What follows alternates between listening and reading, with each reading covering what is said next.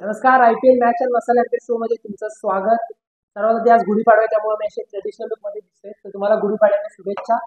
आणि अर्थात आजचा विषय नुकत्याच झालेल्या चेन्नई सुपर किंग्स विरुद्ध कोलकाता नाईट रायडर्स यांच्यातील मॅच बद्दल. मॅचचा मेन हायलाइट म्हणाल तर जडेजाची दमदार अशी बॉलिंग. 3 विकेट घेतल्या त्याने त्यावेळी KKRच्या एकदम भारी बॅटिंग समोर. त्यामुळं रवींद्र जडेजा T20 वर्ल्ड कपच्या स्क्वॉड मध्ये नक्कीच असणार असे जवळजवळ आता दिसायला लागले. तशा चर्चांना विधान आहे. आणि रवींद्र जडेजाच्या असण्यावर प्रश्नचिन्ह यासाठी होती की नव्या दमाची टीम हवी असं अनेकांचं मत आहे. जसं 2007ला धोनीनं नव्या दमाच्या खेळाडूंना घेऊन गेले तसं यंदाही व्हावं असं वाटत होतं.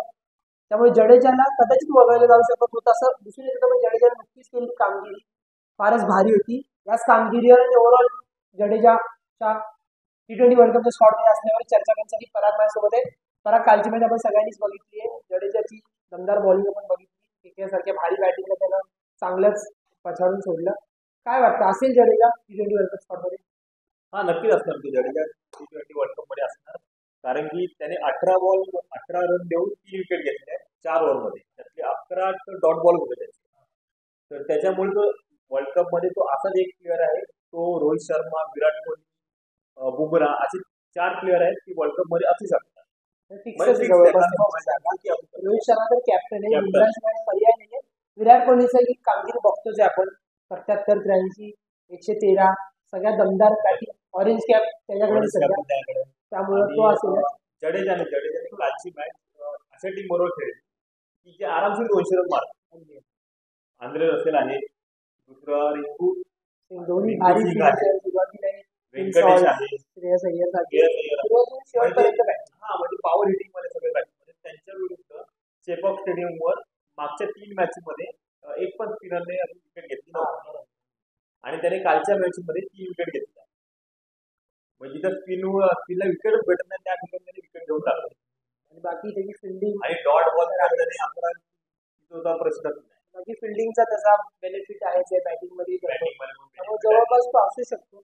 पण नेमकं या विषयावर तुम्हाला पण काय वाटतं सांगा, कारण की अनेकांना असं वाटतं की नव्या दमाच्या खेळाडूंना संधी द्यायला पाहिजे. पण जडेजा चांगल्या फॉर्म मध्ये आणि पण आपल्याकडे बऱ्याच वर्ष झालं कोणतीच ICC ट्रॉफी नाही, अशामध्ये जडेजाला खेळवणं वर्ल्ड कपच्या स्क्वॉड मध्ये बरोबर आहे का, हे तुम्ही कमेंट मध्ये नक्की कळवा.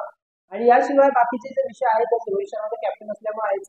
आणि विराट कोहली बद्दल काय वाटते? त्याचा तर फॉर्म चांगलाच आहे, पण मग त्याला पण ठेवलं पाहिजे वर्ल्ड कप स्क्वॉड मध्ये, त्याच्यावरही प्रश्नचिन्ह आहे. नाही, त्याला वर्ल्ड कप मध्ये ठेवलं तर पाहिजे.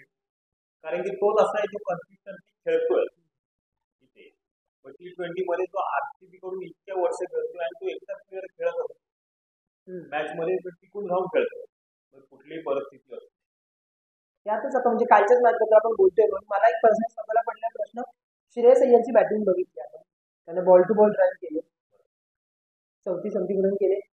आणि ते बॉल टू बॉल जेव्हा स्ट्राईक रेट कमी होता त्यामुळे त्याच्यावरही बरेच पिका झाले, इतका स्लो खेळला त्याच्यावर स्कोर राहिला. पण मुळात सिम्पली बघायला गेलं तर दुसऱ्या साईडने सगळे विकेट पडत होते.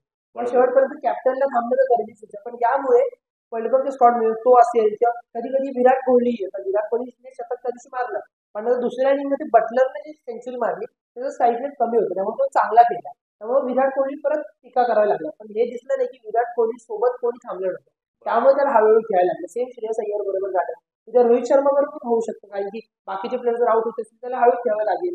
असं कोणत्याही प्लेअर बरोबर होऊ शकतं. त्यामुळे त्याच्या पुढच्या वर्ल्ड कपच्या स्क्वॉड मध्ये असल्यावर प्रश्नचिन्ह उपस्थित राहते. ही कितपत बरोबर आहे, कारण की त्याला टीमची आणि परिस्थिती बघून हळू खेळावं लागतं. परिस्थिती बघून खेळावंच लागतं. श्रेयस अय्यर असतो, हार्दिक पांड्या असतो, रोहित शर्मा, हार्दिक पांड्याने पण त्या दिवशी परिस्थिती बघून खेळली, 2 ओव्हर खेळली, पण नंतर त्याला मारणं गरजेचं होतं. कारण की तो पिच कालच्या पिच सारखा नव्हता. त्या पिचवर 200 रन होऊ शकत होते. त्या पिचवर हार्दिक पांड्या खेळला.